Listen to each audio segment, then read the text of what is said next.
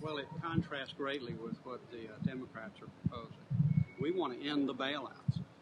They are going to have a permanent bailout agency in the Federal Reserve. We don't think that taxpayer funds should be obligated to failing institutions.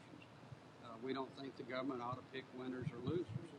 And we want to end the cycle of taxpayer-funded loans and guarantees.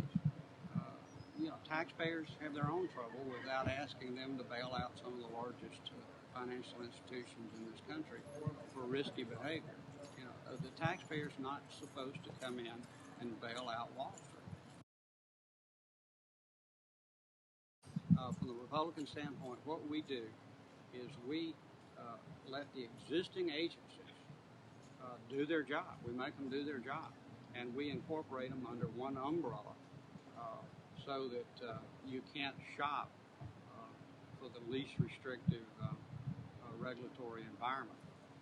Our main thing is not picking winners and losers, not obligating the taxpayer, and not shifting the risk from those who took the risk to those who didn't. 95% of Americans are still either on their own home or renting or paying their mortgage on time.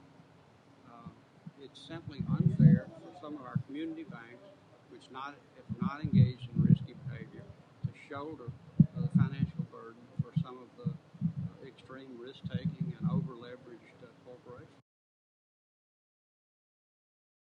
Well, the Federal Reserve and the Democratic administration want it both ways. They say the Federal Reserve needs to be totally independent, without any more accountability, without any more transparency.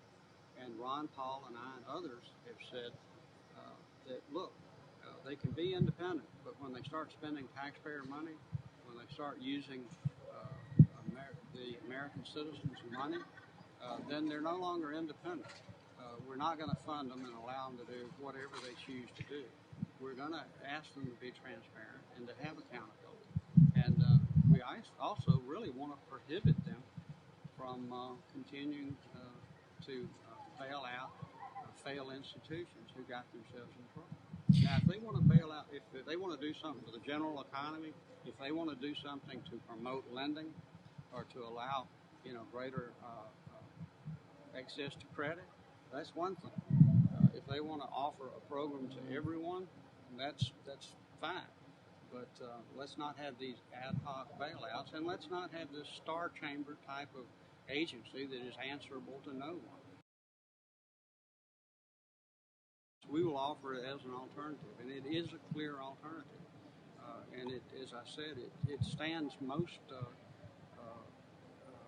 in most stark contrast to the Democratic plan, in that we do not want to empower the Federal Reserve or the Treasury or anyone else with greater powers to obligate taxpayer money to failing institutions. Well, I think it is, first of all, if you want to stimulate the economy, cut the taxes, the tax burden on individual Americans. Cut the payroll tax, or give all taxpayers a tax credit instead of stimulating government growth. That's what the last stimulus did. It stimulated government. It built more government buildings. It's an expansion of government.